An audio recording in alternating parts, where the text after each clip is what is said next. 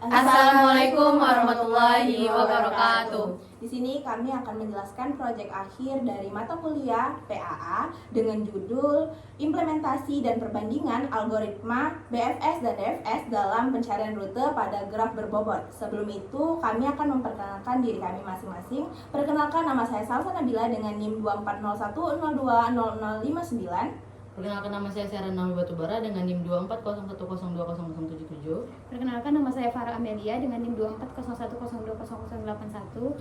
Nama saya Sasta Tania Putri dengan NIM 2401020066. Saya Nur Indasari dengan NIM 2401020080.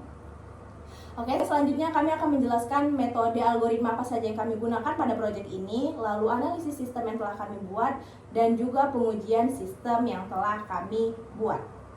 Oke, dengan ini latar belakang dari proyek ini adalah kebutuhan akan sistem pencarian rute yang mampu menganalisis jaringan secara efektif. Dalam ilmu komunikasi, jaringan jalan dapat direpresentasikan dalam bentuk graf, yaitu node sebagai lokasi dan edge sebagai jalur penghubung. Dengan representasi tersebut, pencarian rute dapat dilakukan menggunakan algoritma seperti Breadth First Search, BFS, dan Deep First Search. Oleh karena itu, kami membangun aplikasi berbasis web yang memsimulasikan pencarian rute jalan di Kota Tanjung Pinang menggunakan BFS dan DFS, serta menampilkan pada peta interaktif berbasis OpenStreetMap dan leaflet JavaScript. Berdasarkan latar belakang tersebut, terdapat beberapa rumusan masalah yang ingin kami jawab. Pertama, bagaimana cara mempresentasikan jaringan jalan ke dalam bentuk graf? Selanjutnya, kedua, bagaimana mengimplementasikan algoritma BFS dan pencarian rute jalan? Ketiga, bagaimana mengimplementasikan algoritma DFS pada pencarian rute jalan? Keempat, bagaimana menampilkan visualisasi traversal graph menggunakan peta interaktif berbasis web? Dan berakhir, bagaimana menganalisis perbedaan hasil traversal yang diperoleh dari algoritma BFS dan DFS tersebut. Adapun tujuan dari penelitian ini adalah membuat representasi graf dari jaringan jalan wilayah Tanjung Pinang, mengimplementasikan algoritma BFS dan DFS, juga mencari rute penampilan visualisasi intraversal menggunakan leaflet.js, serta menganalisis perbedaan hasil traversal yang dihasilkan oleh kedua algoritma tersebut. Melalui proyek ini, kami berharap dapat memberikan manfaat bagi mahasiswa dalam memahami konsep graph, traversal, dan implementasi algoritma BFS serta DFS secara lebih nyata dan interaktif. Selain itu juga, aplikasi ini juga dapat digunakan sebagai media pembelajaran mata kuliah praktikum analisis algoritma karena mampu memperlihatkan proses traversal graph secara visual. Selanjutnya, saya akan menjelaskan mengenai perancangan antarmuka sistem yang kami buat.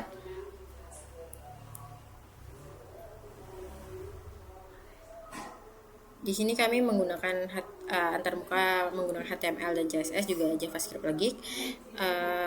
Antarmuka sistem kami dirancang agar mudah dipahami dan nyaman digunakan oleh pengguna. Secara umum, antarmuka sistem yang kami buat dibagi menjadi dua bagian utama, yaitu panel kontrol dan area peta. Jadi cuma ada dua, yaitu peta dan area kontrol.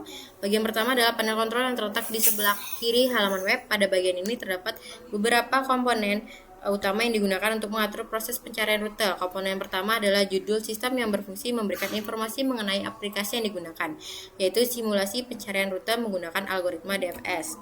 Lalu yang kedua, di bawahnya terdapat drop down lokasi awal yang digunakan untuk memilih titik awal atau node awal traversal graph. Selanjutnya yang ketiga ada drawdown, lokasi tujuan yang digunakan untuk menentukan node tujuan yang akan dicari. Jadi pada sistem kami bisa memasukkan lokasi awal dan lokasi tujuan secara manual. Komponen selanjutnya adalah drawdown algoritma yang berfungsi untuk memilih algoritma yang akan digunakan, yaitu Breadth First Search atau Deep First Search, atau DFS, BFS atau DFS. Komponen selanjutnya adalah tombol tampilan rute. Tombol ini digunakan untuk menjalankan proses pencarian dan menampilkan hasil traversal berdasarkan algoritma yang dipilih. Komponen berikutnya adalah legend warna jalur yang berfungsi sebagai keterangan visual warna biru untuk menunjukkan jalur hasil traversal BFS, sedangkan warna hijau menunjukkan jalur hasil traversal DFS. Hasil terakhir terdapat panel informasi digunakan untuk menampilkan hasil proses traversal seperti jalur yang dilalui, jumlah not yang dikunjungi, level pencarian BFS maupun urutan traversal DFS-nya. Bagian kedua adalah area peta digital. Pada area ini digunakan untuk menampilkan visualisasi grab yang hasil pencarian rute secara interaktif menggunakan Leaf JavaScript dengan sumber peta dari OpenStreetMap. Pada area peta ditampilkan marker lokasi mewakili node pada grab. Setiap marker dapat diklik untuk menampilkan informasi lokasi melalui pop-up. Selain itu, sistem juga menampilkan jalur traversal BFS maupun DFS sesuai dengan algoritma yang dipilih pengguna. Pengguna dapat melakukan berbagai interaksi pada peta seperti memperbesar dan memperkecil halaman menggunakan fitur zoom, menggeser peta untuk melihat area lain, serta mengklik marker lokasi untuk memproses informasi dan yang lebih detail. Dengan adanya panel kontrol dan area peta digital ini, pengguna dapat menjalankan simulasi pencarian rute secara melihat proses travel graph secara lebih mudah, interaktif, dan informatif. Selanjutnya, saya akan langsung masuk ke HTML-nya. Selanjutnya saya akan menjelaskan HTML yang kami buat. HTML sendiri itu merupakan halaman utama dari aplikasi website yang kami buat. Pertama, kami menggunakan struktur dasar HTML5 yaitu berisi doctype HTML, juga chartsheet UTF-8. Selanjutnya kami memanggil library-nya yaitu stylesheet have fill leaflet CSS yang berfungsi untuk memberikan tampilan peta digital. Selanjutnya memanggil style CSS untuk men-styling HTML yang kami buat nantinya. Nah, seperti yang saya jelaskan tadi, kami hanya struktur utama kami hanya menggunakan control box juga peta. Di sebelah kirinya kami membuat div control box dengan class control box dengan heading berisi judul yaitu rute BFS dan DFS. Selanjutnya di bawahnya kami menggunakan paragraf yang berisi Tanjung Pinang Kepulauan Riau. Di bawahnya ada label berisi lokasi awal yang bisa diatur lokasi mana yang akan kita pilih sebagai lokasi awal. Selanjutnya ada label for as lokasi tujuan untuk mengatur lokasi tujuan mana yang akan kita tuju. Selanjutnya akan ada label algoritma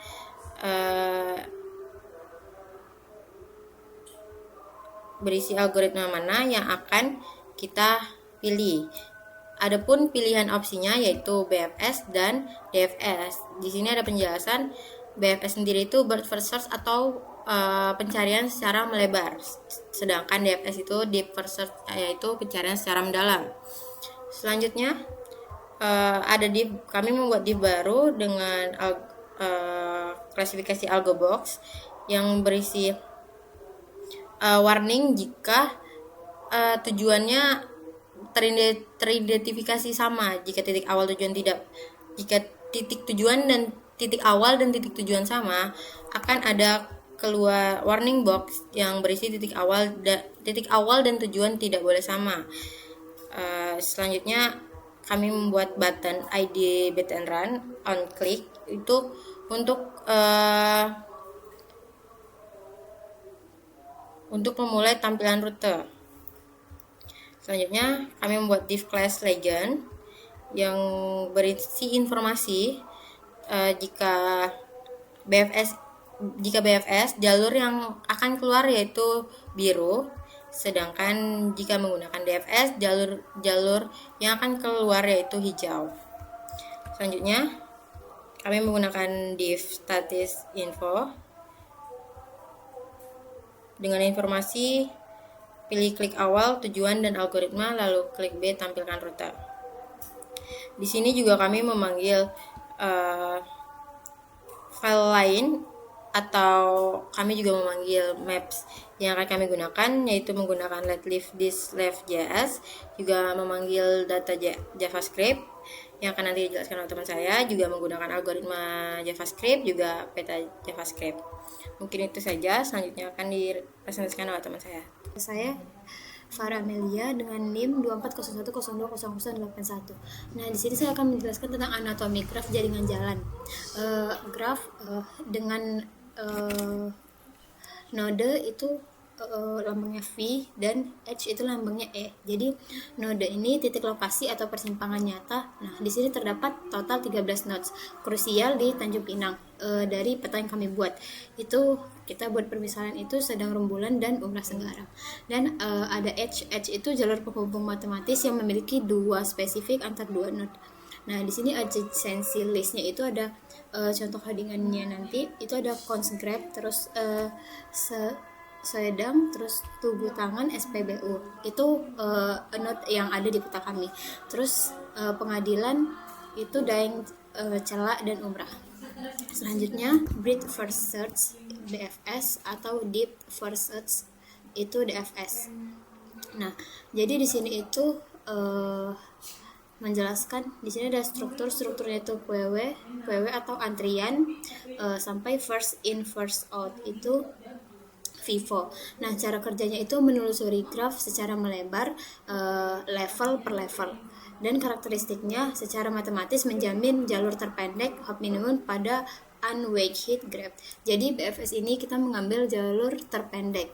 Nah, sedangkan untuk DFS itu strukturnya itu pakai stack itu tumpukan last in first out. Jadi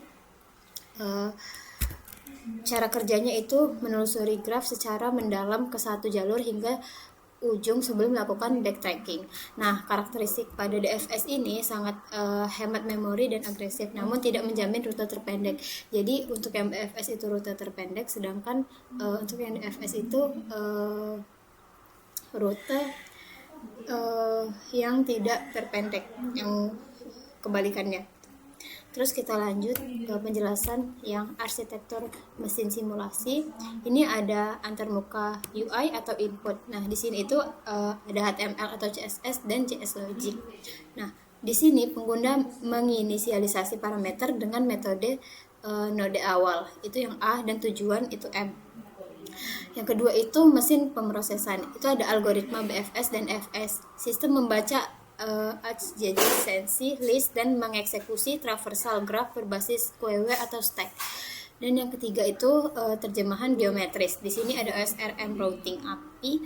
Garis lurus graf diterjemahkan menjadi polyline geometri jalan nyata atau GeoJSON. Nah, GeoJSON ini Geo JavaScript Object Notation. Dan yang keempat itu ada visualisasi interaktif. Di sini ada leaflet JS dan OpenStreetMap. Di situ merender peta digital, tile map, dan menyajikan metrik rute secara real time kepada pengguna. Nah, selanjutnya saya akan menjelaskan codingan bagian saya, itu codingan bagian CSS. Ya, saya menjelaskan bagian CSS. Nah, untuk bagian codingannya di sini saya menjelaskan bagian CSS. Dan yang pertama itu kita menggunakan box sizing border box. Nah, kalau misalnya box sizing border box ini digunakan agar perhitungan ukuran elemen menjadi lebih konsisten. Jadi dengan demikian ukuran komponen tetap sesuai meskipun ditambahkan padding atau border. Nah, ini pada penjelasan yang pertama. Selanjutnya ada pada bagian body. Di sini ada marginnya 0, font family-nya Arial, sans serif, height-nya 100 VH, display, flex, overflow, hidden, background, dan ini ada warnanya. Nah, jadi kode ini tuh mengatur tampilan utama website.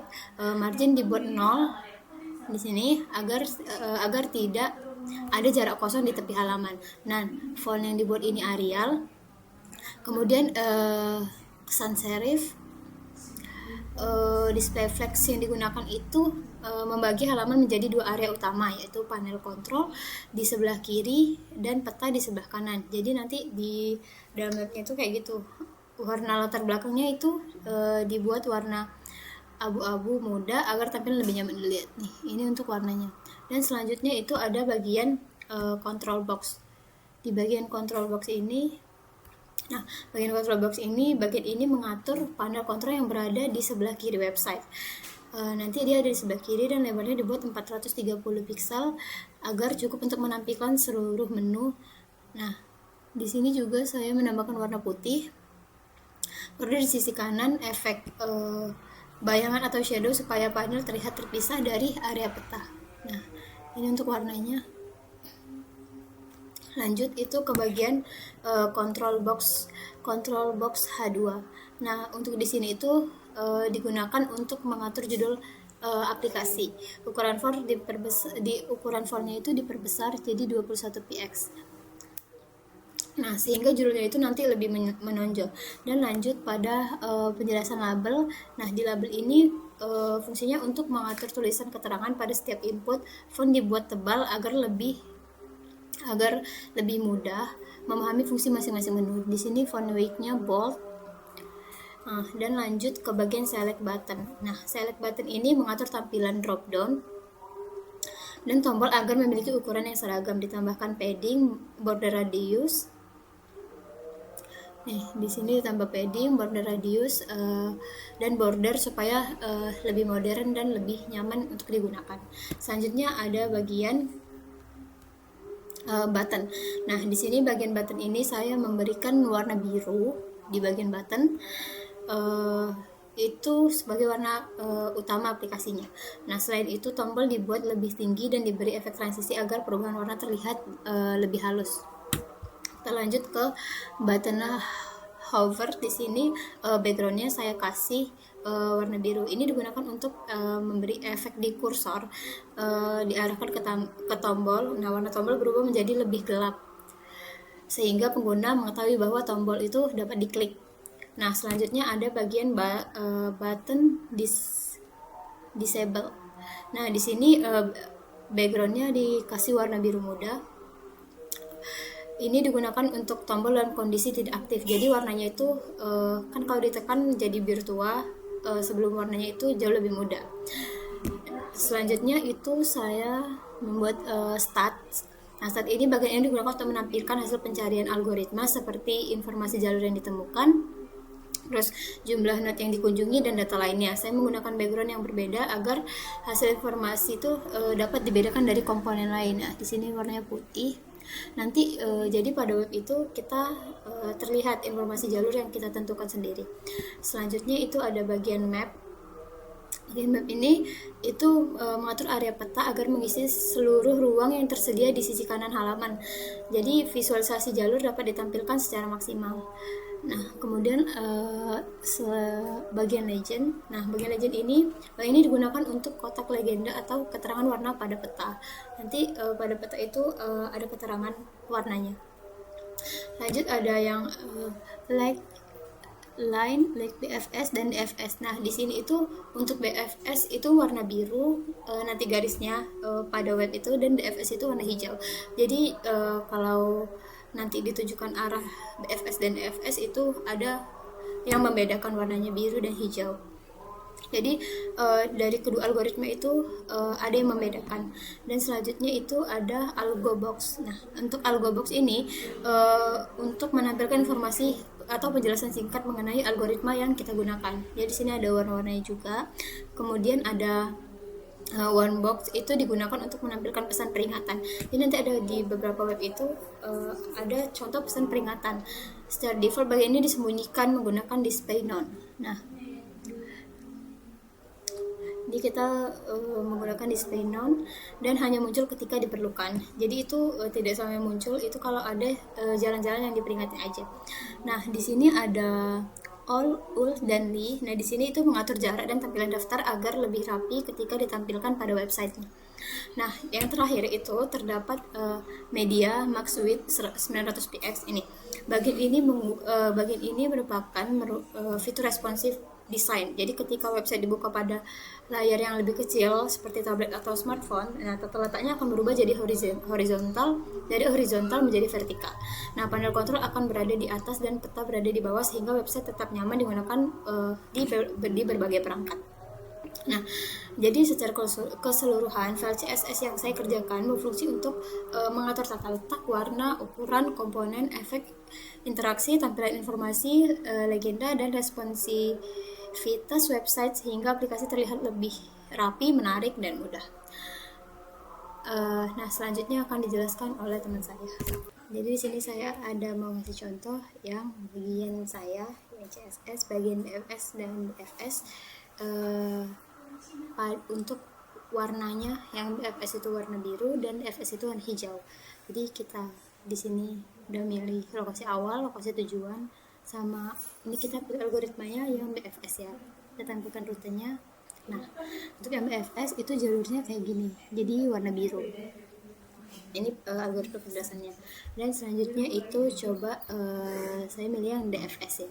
Nah, ini untuk yang DFS. Nah, itu di sini tampilannya warna hijau. Jadi itulah contoh penjelasan yang punya saya yang style CSS. Ini contoh nyata pada webnya. Oke, terima kasih. Oke, baik, pada bagian ini saya akan menjelaskan mengenai dataset dan representasi graf yang digunakan dalam sistem. Nah, pada penelitian ini area operasi berada di Kota Tanjung Pinang dengan beberapa lokasi penting dipilih sebagai node atau simpul dalam graf seperti Sudung Rembulan, Tugu Tangan, SPBU, RSUP, Pengadilan Agama hingga Umrah Senggarang sebagai titik tujuan yang telah kami pilih. Lokasi-lokasi tersebut nantinya akan digunakan oleh algoritma BFS dan DFS untuk melakukan pencarian rute. Nah, pada contoh di sini datasetnya area operasi dengan 13 nodes Tanjung Pinang. Di sini kami hanya menunjukkan 4 saja. Di sini kita akan memulainya pada node A yaitu Sudung Rembulan dengan tujuannya Umrah Senggarang. Nah, selanjutnya saya juga akan menjelaskan kode yang digunakan pada data JavaScript yang telah kami buat. Implementasi data lokasi yang telah saya jelaskan sebelumnya disimpan pada file data.js. File ini berfungsi untuk pusat data yang menyimpan koordinat lokasi, label node, dan hubungan antar node dalam sebuah graph. Nah, yang pertama yaitu adalah function midpoint. Pada bagian awal ini terdapat fungsi midpoint yang digunakan untuk mencari titik tengah dari kedua koordinat GPS. Fungsi ini membantu sistem menentukan posisi beberapa node seperti SPBU dan Jasara Harja dengan berdasarkan titik tengah antara dua lokasi yang telah ada. Nah, ini juga kami telah menuliskan rumus yang digunakan untuk function midpoint. Selanjutnya adalah const node, yaitu koordinat GPS setiap nodenya. Untuk menampilkan peta ini, kami menggunakan koordinat berdasarkan GPS. Setiap node ini ada koordinat GPS-nya dengan yang pertama di sebelah kirinya ada latitude dan di sebelah kanannya ada longitude. Latitude atau garis lintang digunakan untuk menunjukkan posisi suatu lokasi terhadap garis khatulistiwa, sedangkan longitude atau garis bujur menunjukkan posisi lokasi terhadap garis bujur utama atau Greenwich. Nah, sebagai contohnya ini pada node Sudung Rembulan terdapat koordinat koordinat ini. Nah, angka yang pertamanya adalah latitude, sedangkan angka yang keduanya adalah longitude. Koordinat ini berfungsi sebagai identitas geografis setiap lokasi sehingga sistem dapat menampilkan posisi node secara akurat pada peta interaktif.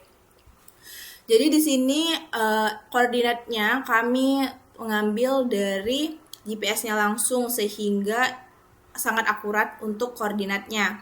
Lalu karena setiap node memiliki koordinat yang berbeda, sistem dapat menggambarkan jalur pencarian sesuai lokasi yang sebenarnya. Ini ada yang menggunakan midpoint yaitu pada Jasara Harja dan juga SPBU. Di sini juga telah terdapat sesuai rumus di atas pada fungsi midpoint.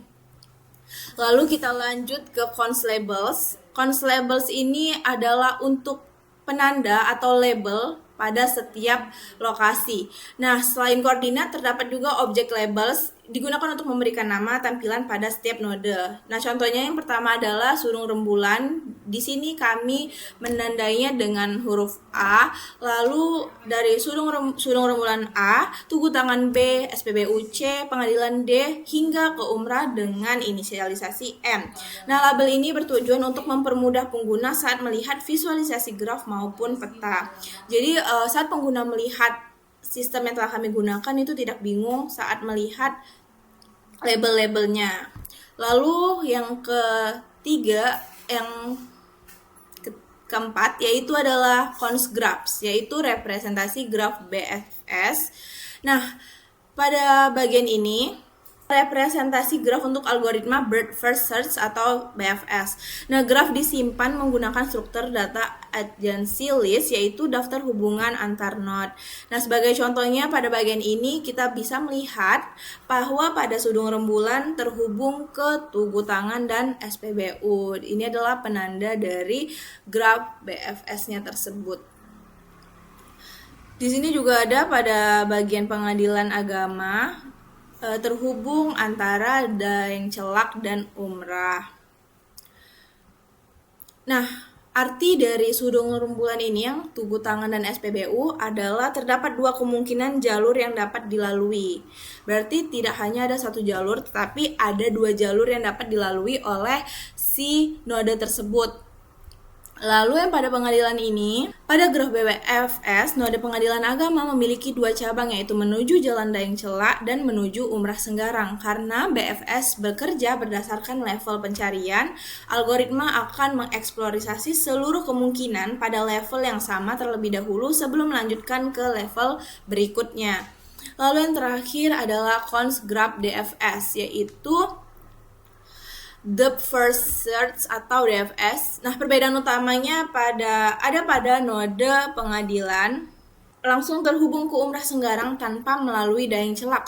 Struktur ini digunakan untuk menunjukkan bagaimana DFS melakukan pencarian dengan menelusuri satu jalur terlebih dahulu hingga mencapai tujuan. Nah, jadi perbedaan dari BFS dan DFS ini yang pertama adalah bahwa BFS ini menelusuri node per level atau per lapisan.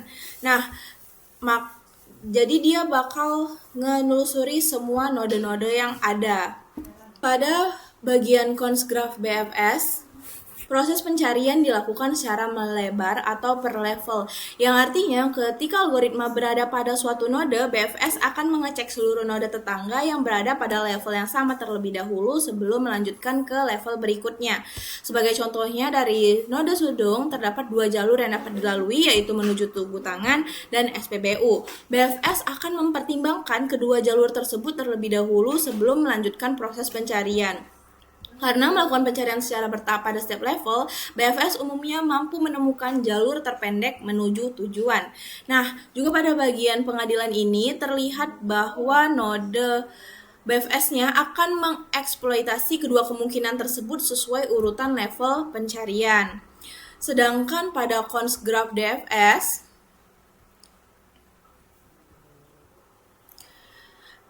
kalau pada DFS atau Depth First Search itu adalah melakukan pencarian secara mendalam, di mana DFS akan memilih satu jalur terlebih dahulu dan terus menelusurinya hingga mencapai tujuan atau hingga tidak ada lagi node yang dapat dikunjungi.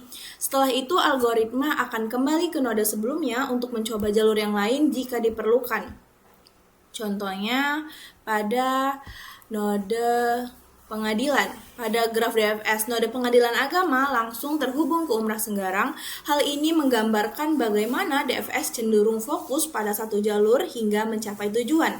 Nah, keunggulan DFS adalah penggunaan memori yang lebih sedikit, namun jalur yang ditemukan belum tentu merupakan jalur terpendek. Dapat disimpulkan dari data.js berdasarkan cons graph BFS dan cons graph DFS bahwa BFS melakukan pencarian secara melebar dan lebih cocok digunakan untuk menemukan jalur terpendek, sedangkan DFS melakukan pencarian secara mendalam dengan penggunaan memori yang lebih efisien, tetapi tidak selalu menghasilkan jalur yang paling optimal. Baik, pada bagian ini saya adalah mengimplementasikan algoritma BFS dan DFS yang terdapat pada file algoritma JavaScript. Nah, algoritma BFS ini adalah struktur data queue atau FIFO. BFS juga menelusuri node per level sehingga mampu menemukan jalur terpendek pada graf yang tidak memiliki bobotnya. Lalu pada bagian DFS ini dia menggunakan struktur data stack dan atau LIFO. DFS ini menelusuri satu cabang hingga kedalaman maksimum sebelum kembali ke cabang lain. Lalu pada simulasi BFS ini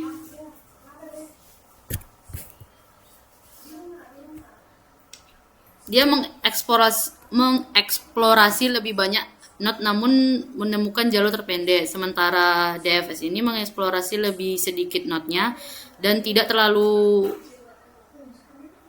selalunya menghasilkan rute paling optimal. Perbedaannya terlihat pada visualisasi traversal yang dimana ini ditampilkan pada sistem seperti ini. Nah, BFS ini mengeksekusi semua level secara sistematis dan sistem menyebar ke kedua sisi kiri dan kanan, lalu secara bersamaan sebelum mengunci umrah Senggarang di level 7-nya. Baru pada DFS ini ia menggunakan tumpukan LIFO. DFS ini menungkik tajam secara eksekutif ke jalur kiri tanpa memproses jalur kanan sama sekali. Terjadi di lucky strike di mana target tersebut ditemukan secara langsung tanpa overhead backtracking. Nah, di sini saya akan menjelaskan bagian codingnya. Ada function run BFS ini digunakan untuk yang dimana BFS itu menerima dua input, yaitu sebagai start ini sebagai node awalnya, lalu goals ini sebagai node tujuannya. Lalu di sini ada const queue dan visit ini yang dimana saya menggunakan queue atau antrian. BF ini memakai queue karena prosesnya mengikuti prinsip FIFO, yaitu data yang masuk lebih dulu dan akan diproses lebih dulu. Lalu visit ini digunakan untuk menyimpan node yang sudah dikunjungi supaya tidak diproses berulang-ulang. Lalu selanjutnya itu ada const level map dan const level notch. Bagian ini tuh digunakan untuk menyimpan level dari setiap node-nya. Jadi hasil BFS itu bisa diketahui berada di level berapa dan dari node awal. Lalu ada while queue length. Nah, ini tuh perulangan ini berjalan selama queue masih berisi data yang harus diproses. Lalu ada const path dan cure-nya. Shift ini mengambil data dari depan queue. Ini sesuai dengan cara kerja FIFO pada BFS. Lalu sure ini menyimpan node terakhir dari path yang sedang diperiksa. Lalu ada ini tuh jika node saat ini sama dengan tujuan, maka pencarian dihentikan dan path ditemukan disimpan. Lalu pada bagian for ini, baris ini tuh digunakan untuk mengambil semua tetangga dari node saat ini. Lalu selanjutnya ada if. Nah, ini tuh jika tetangga belum pernah dikunjungi, maka node tersebut akan diproses. Lalu bagian ini itu adalah node yang baru masuk ke visit. Lalu levelnya dihitung satu tingkat lebih dalam dari node sebelumnya. Setelah itu bagian yang bawahnya itu adalah bagian ini menyimpan node ke level yang sesuai supaya hasil BFS bisa ditampilkan per tingkat.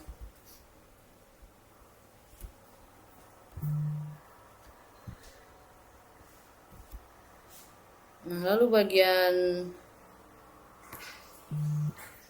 QPUs ini masuk ke belakang antrian yang dimana node tetangga yang baru ditemukan dimasukkan ke belakang queue, baru itu karena dimasukkan ke belakang node itu akan diproses setelah node-node sebelumnya selesai. Nah, lalu ada return ini, hasil akhir BFS berupa path yang ditemukan, daftar level dan daftar node yang sudah dikunjungi. Lalu di sini juga ada DFS. yang mana menelusuri satu jalur sedalam mungkin menggunakan stack atau LIFO. Nah, function run df ini sama seperti tadi yang saya jelaskan. Tapi di sini saya menggunakan stack. Df ini menggunakan stack karena prinsipnya LIFO, yaitu data terakhir yang masuk akan diproses lebih dulu. Lalu ada visitnya.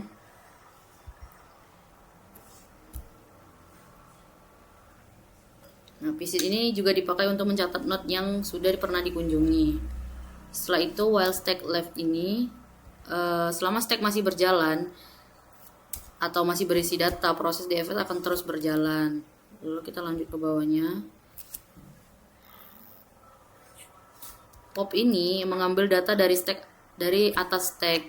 Ini sesuai dengan konsep LIFO pada DFS. Lalu ada sure ini menyimpan node terakhir dari pad yang sedang diperiksa.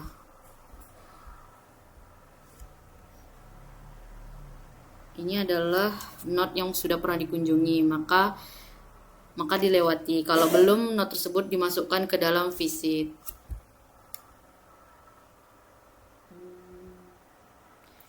Jika node sekarang sudah sama dengan tujuan, maka pencarian langsung dihentikan dan hasil pad dikembalikan. Nah, ini adalah reverse agar tetangga pertama diproses duluan. Nah, ini itu adalah jika node sekarang sudah sama, bagian ini tuh mengambil semua tetangga dari node saat ini, lalu dibalik urutannya supaya proses penelusurannya sesuai dengan urutan yang diinginkan.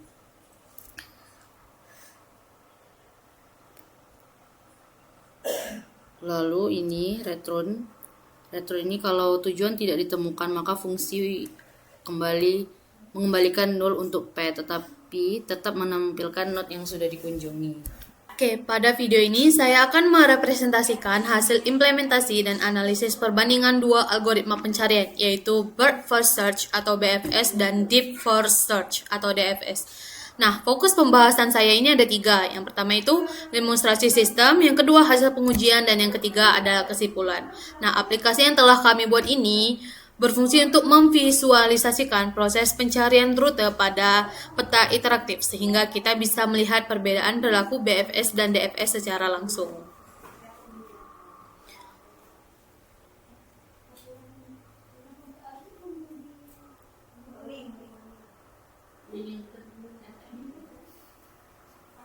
Selanjutnya bisa dilihat di sini ada di sebelah kanan ada tab terkait PPT pembahasannya dan di sebelah kiri ini terdapat kodenya. Oke, pada slide ini saya menampilkan perbandingan utama. Pada slide ini saya menampilkan perbandingan utama antara Breadth First Search atau BFS dan Deep First Search atau DFS. Nah, di sini bisa dilihat bahwa BFS itu menggunakan struktur data queue atau FIFO, first in first out. Nah, sedangkan DFS di sini menggunakan stack atau LIFO, yaitu last in dan first out. Nah, secara teori, keduanya memiliki kompleksitas yang sama. Namun, cara eksplorisasinya berbeda. Nah, BFS sendiri mengeksplorisasi graf per level, sedangkan DFS itu menelusuri satu cabang sedalam mungkin sebelum kembali melakukan backtracking. Oke, kita pindah ke kodenya. Sini bisa dilihat kode.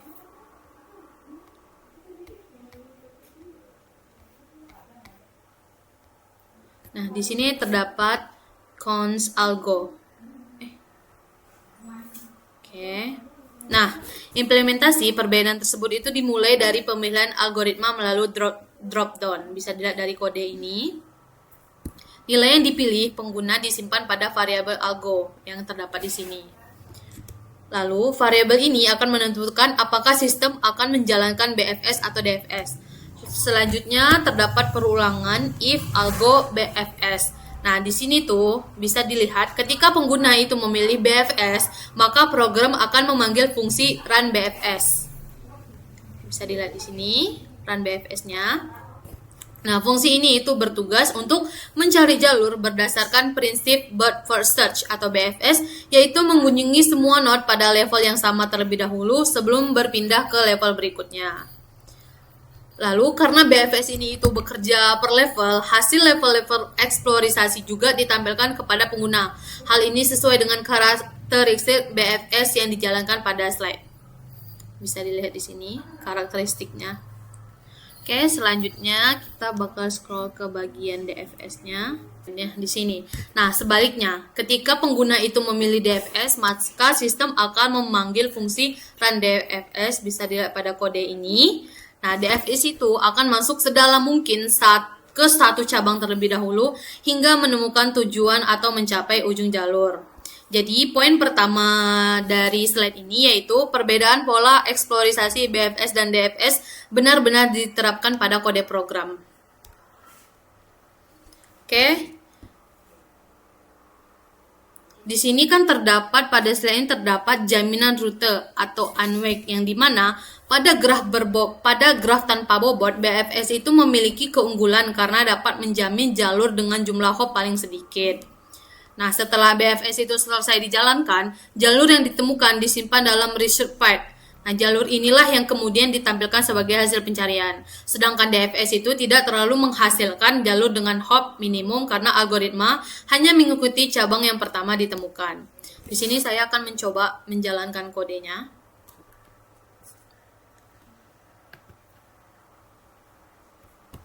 Oke, di sini pertama kita menginisialisasikan lokasi awal itu titik A atau sedang rembulan dan lokasi tujuannya itu M, Umrah Senggarang. Nah, karena kami ini membuat sistemnya itu bisa langsung membaca lokasi awal atau titik awal dan lokasi tujuannya. Jadi dia otomatis langsung muncul seperti ini. Tapi ini juga available kalau untuk memilih lokasi-lokasi lainnya juga seperti ini. Oke. Terus kita bakal milih, ini bisa dipilih BFS dan DFS. Kita coba yang BFS terlebih dahulu, baru kita tampilkan rute. Oke, bisa dilihat di peta ini. Terlihat bahwa BFS itu mengunjungi node demi node berdasarkan levelnya. Nah, pada panel informasi ini juga, yang bisa dilihat di sini, ditampilkan urutan level yang telah dieksplorasi. Inilah alasan mengapa BFS itu sering digunakan untuk pencarian jalur terpendek pada graf tak berbobot.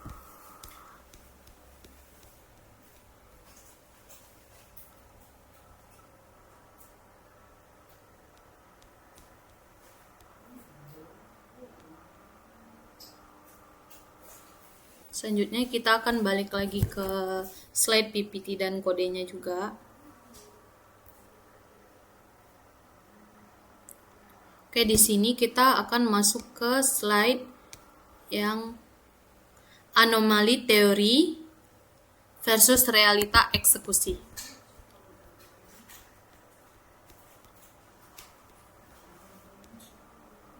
Nah, slide ini tuh membahas mengapa hasil praktik kadang berbeda dari teori.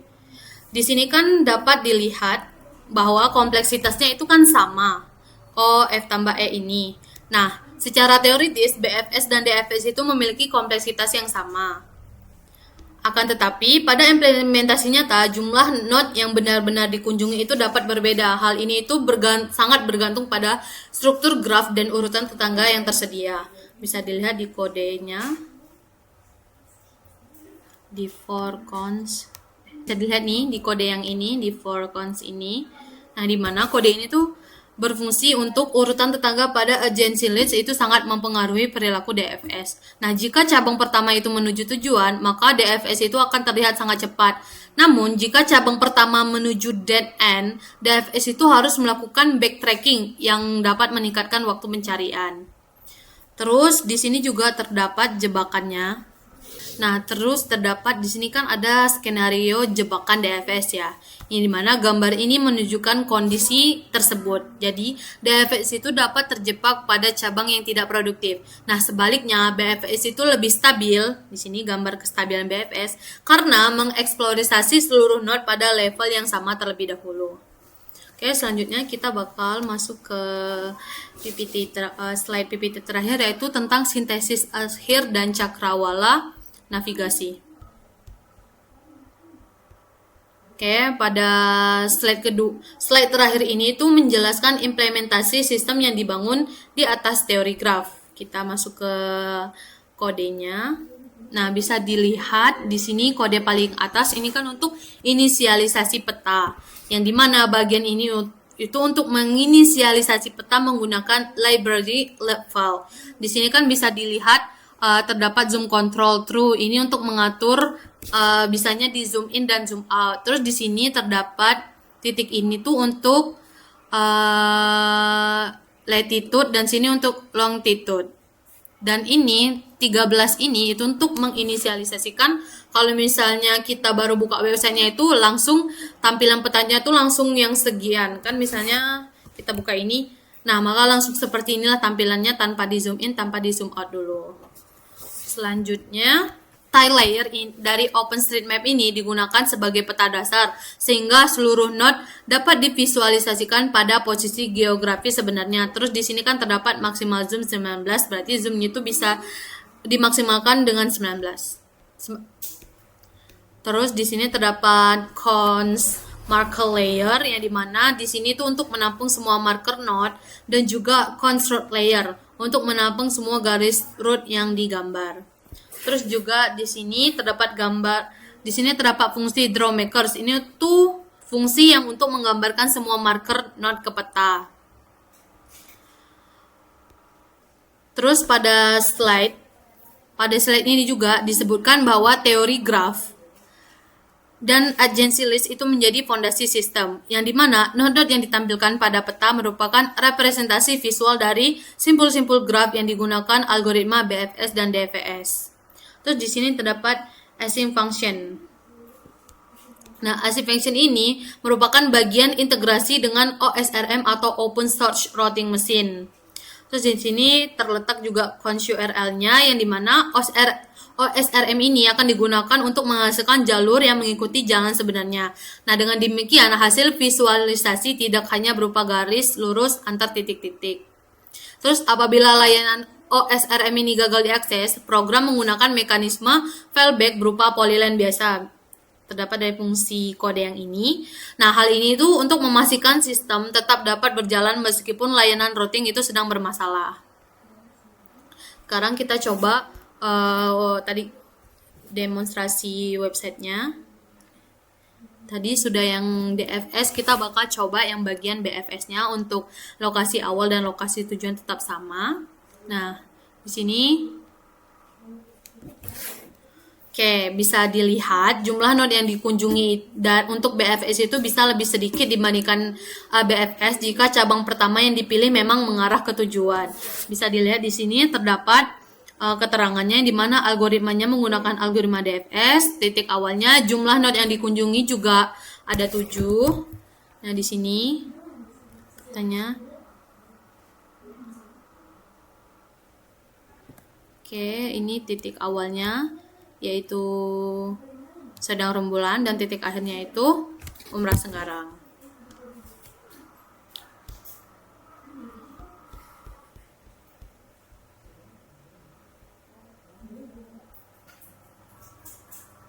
Wah, ini skip karena aku mau nutup. Ini di skip aja.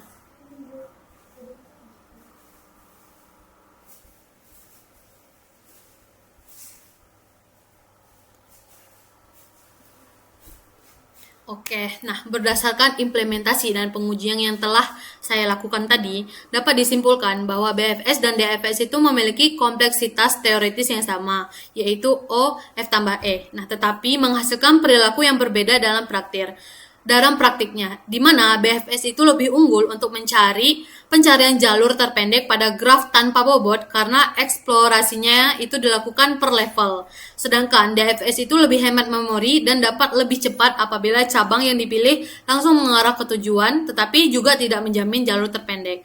Nah, melalui visualisasi peta berbasis level dan routing OSRM ini, perbedaan karakteristik kedua algoritma dapat diamati secara langsung pada kasus pencarian rute. Selanjutnya, kami akan melakukan demonstrasi sistem yang telah kami bangun. Sistem ini memanfaatkan representasi graf pada peta digital untuk mencari rute antara titik awal dan titik akhir menggunakan algoritma BFS dan DFS. Jadi pada sistem kami bisa memasukkan lokasi awal yang telah disetting pada data yang telah kami buat. Ada Sedang Rembulan sampai Umrah Senggarang, juga bisa menyeting lokasi tujuan dari Sedang Rembulan juga sampai dengan node Umrah Senggarang. Selanjutnya tentang not akan dipresentasikan oleh teman saya. Oke, saya akan melanjutkan penjelasan dari teman saya. Di sini saya akan menjelaskan dari semua not yang dijelaskan di sini, dari lokasi awal yang node A sampai M, dan untuk lokasi tujuan juga sama. Nah, di sini kita coba pilih titik awal. Nah, misalnya kita pilih titik awalnya pertama di Sedang Rembulan, terus titik tujuannya kita taruh di Umrah Senggarang. Nah, untuk penjelasan menggunakan BFS atau DFS-nya dilanjutkan oleh teman saya. Nah, selanjutnya saya akan menjelaskan algoritma BFS atau Breadth First Search, yaitu pencarian secara melebar. Nah, saya akan menjalankan algoritmanya dan akan menampilkan rute. Sebelumnya, pada algoritma ini akan ditunjukkan oleh jalur yang berwarna biru. Lalu kita coba tampilkan rutenya. Nah, ini udah langsung tampil algoritmanya, lalu ada nodenya, ada label yang terteranya. Nah, pada hasil BFS itu melakukan eksplorasi secara bertingkat atau per level. Pada panel informasi dapat dilihat urutan node yang dikunjungi beserta jalur yang ditemukan, karena BFS mengeksplorasi seluruh node pada level yang sama terlebih dahulu, dan algoritma ini mampu menemukan jalur terpendek pada graf tanpa bobot. Selanjutnya penjelasan DFS akan dijelaskan oleh teman saya. Baik, berikut ini saya akan menjalankan algoritma DFS. Nah, di sini titik awalnya adalah tetap Rendung Sembulan dan tujuannya adalah Umrah. Nah, di sini kita akan menampilkan algoritma DFS-nya. Nah, berbeda dengan DFS ini langsung menelusuri satu cabang sedalam mungkin sebelum berpindah ke cabang yang lain. Akibatnya jumlah node yang dikunjungi dapat lebih sedikit apabila cabang pertama yang dipilih langsung menuju tujuan. Namun DFS ini tidak akan menjamin jalur terpendeknya. Nah, hasil dan kesimpulan akan dijelaskan oleh teman saya. Oke, baiklah. Dari hasil demonstrasi yang telah kami lakukan tadi, dapat dilihat bahwa kedua algoritma itu telah berhasil menemukan rute dan titik awal ke titik tujuan. Nah, pada implementasi ini, BFS menunjukkan proses pencarian lebih stabil karena mengeksplorasi node per level dan menjamin jalur terpendek pada graf tanpa bobot. Bisa dilihat pada sidebar yang sebelah kiri ini. Terdapat keterangan level per levelnya. Nah, sementara itu DFS itu mampu mencapai tujuan dengan jumlah eksplorasi yang lebih sedikit pada kondisi tertentu. Kalau DFS, dia node yang dikunjungi ada 7, yang dimana hasilnya sangat bergantung pada struktur graf dan urutan tetangga yang dikunjungi. Secara teori, kedua algoritma memiliki kompleksitas yang sama. Namun, pada praktiknya, performa yang terlihat dapat berbeda tergantung karakteristik graf yang digunakan. Dengan demikian, sistem yang kami bangun berhasil memvisualisasikan perbedaan karakteristik antara Breadth First Search atau BFS dan Deep First Search atau DFS secara interaktif pada peta digital. Oke, mungkin itu tadi yang telah saya dan kelompok saya berhasil melakukan implementasi websitenya. Kami akhiri dan kami tutup presentasi ini dengan wabillahi taufiq wal hidayah. Wassalamualaikum warahmatullahi wabarakatuh.